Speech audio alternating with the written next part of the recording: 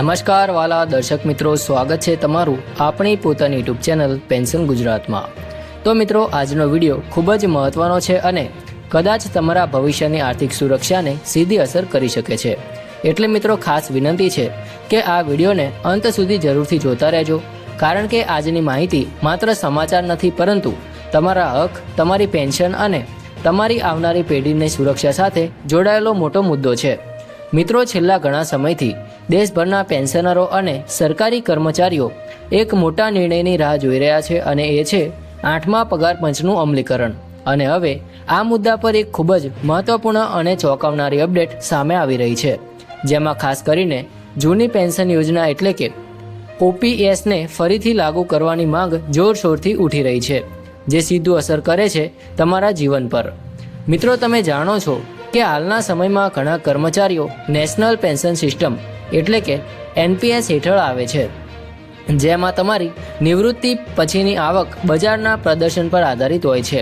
એટલે કે જો બજાર સારું ચાલે છે તો તમને વધુ રિટર્ન મળે છે, અને જો બજાર ખરાબ ચાલે છે તો તમારી આવક પર અસર પડે છે। પરંતુ બીજી તરફ જૂની પેન્શન યોજના એટલે કે ઓપીએસમાં તમને નિશ્ચિત અને ગેરંટીવાળી પેન્શન મળે છે, જેમાં તમને દર મહિને નિશ્ચિત રકમ મળે છે અને તેમાં કોઈ બજારનો જોખમ રહેતો નથી। એટલે ઘણા કર્મચારીઓ અને પેન્શનરોની લાંબા સમયની માંગ રહી છે કે ઓપીએસને ફરીથી લાગુ કરવામાં આવે, જેથી નિવૃત્તિ પછીની જિંદગી વધુ સુરક્ષિત બની શકે। હવે આ મુદ્દે national council of joint consultative machinery એટલે કે સ્ટાફ સાઇડ દ્વારા 8મા પગાર પંચને પત્ર લખવામાં આવ્યો છે, જેમાં આ મુદ્દાને ખૂબ જ મજબૂતીથી રજૂ કરવામાં આવ્યો છે અને કહેવામાં આવ્યું છે કે કર્મચારીઓને ફાળો આપતી પેન્શન યોજનાઓ હેઠળ રાખવું યોગ્ય નથી। મિત્રો, આનો સીધો અર્થ એ થાય છે કે જો સરકાર આ માંગ સ્વીકારી લે છે તો લાખો કર્મચારીઓ માટે નિવૃત્તિ પછીની આવક સંપૂર્ણપણે બદલાઈ શકે છે, અને તમે જે હાલમાં અનિશ્ચિતતા અનુભવો છો તે દૂર થઈ જશે, કારણ કે ઓપીએસમાં તમને દર મહિને નિશ્ચિત રકમ મળે છે અને મોંઘવારી ભથ્થા સાથે તેમાં વધારો પણ થાય છે। એટલે આ માત્ર એક યોજના નથી, પરંતુ એક સુરક્ષા છે, એક વિશ્વાસ છે કે નિવૃત્તિ પછી તમારું જીવન શાંતિથી પસાર થશે। મિત્રો, ઘણા લોકો માટે આ મુદ્દો માત્ર પૈસાનો નથી, પરંતુ માનસિક શાંતિનો પણ છે, કારણ કે જ્યારે તમને ખાતરી હોય છે કે દર મહિને તમને નિશ્ચિત આવક મળશે, ત્યારે તમે જીવનના બીજા મહત્ત્વના પાસાઓ પર ધ્યાન આપી શકો છો।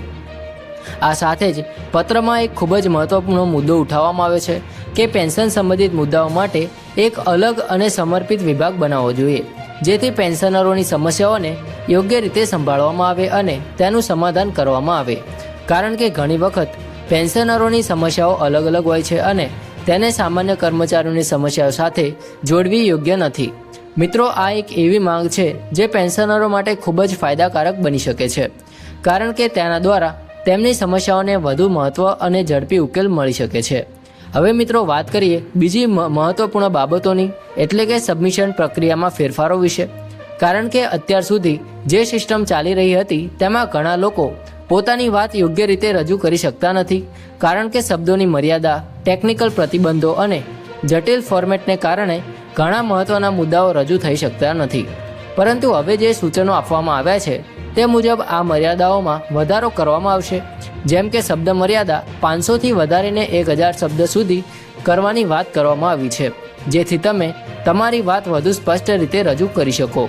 મિત્રો, ઘણીવાર આપણે જોયું છે કે લોકો પાસે સારા મુદ્દાઓ હોય છે, પરંતુ તેને યોગ્ય રીતે રજૂ કરી શકતા નથી, અને તેના કારણે તેમની વાત પર ધ્યાન આપવામાં આવતું નથી। પરંતુ જો આ ફેરફારો લાગુ થાય છે તો દરેક કર્મચારી અને પેન્શનરને પોતાની વાત રજૂ કરવાની વધુ સારી તક મળશે। સાથે સાથે એક વધુ મહત્વપૂર્ણ સૂચન એ છે કે સબમિશન માટે વધુ સમય આપવામાં આવે, કારણ કે હાલની સમય મર્યાદા ઘણી ઓછી હોય છે અને લોકો યોગ્ય રીતે તૈયારી કરી શકતા નથી। પરંતુ હવે સમય મર્યાદા વધારવાની માંગ કરવામાં આવી છે, જેથી દરેક વ્યક્તિ પોતાની વાત સારી રીતે રજૂ કરી શકે।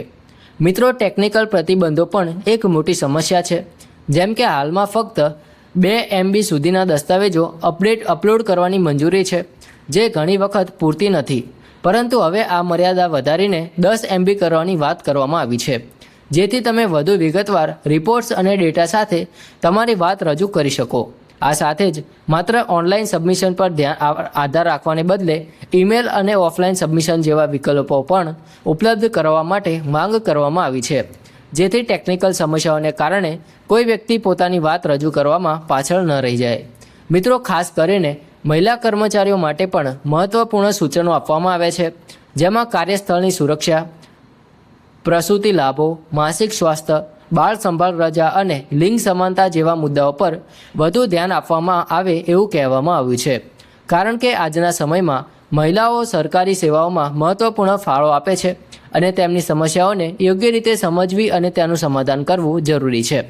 મિત્રો, આ તમામ મુદ્દાઓને જોતા એવું લાગી રહ્યું છે કે 8મો પગાર પંચ માત્ર પગાર વધારો પૂરતું મર્યાદિત નહીં રહે, પરંતુ સમગ્ર સિસ્ટમમાં એક મોટો ફેરફાર લાવી શકે છે, જેમાં પેન્શન, કામકાજની શરતો અને કર્મચારીઓના હકોનો સમાવેશ થાય છે. હવે પ્રશ્ન એ છે કે આ માંગો કેટલી હદ સુધી સ્વીકારવામાં આવશે અને તેનો અમલ ક્યારે થશે. પરંતુ એક વાત ચોક્કસ છે કે જો આ માંગો સ્વીકારવામાં આવે છે તો તે લાખો કર્મચારીઓ અને પેન્શનરો માટે એક મોટો ફેરફાર સાબિત થઈ શકે છે.